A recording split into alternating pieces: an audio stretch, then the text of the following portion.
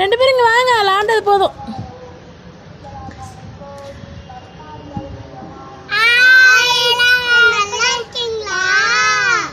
நல்லா இருக்கோம் எல்லாருமே.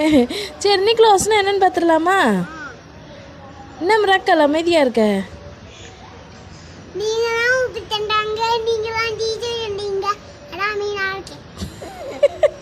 உன்னதமானவரின் மறைவில் இருக்கிறவன் சர்வ வல்லவருடைய நிழலில் தங்குவான். என்ன மிராக்கல் துருன்னு முடிச்சுக்கிட்டு இருக்க? ஓகே, கண்ணு அசருதா? ஓகே, பாய் சொல்லாமா?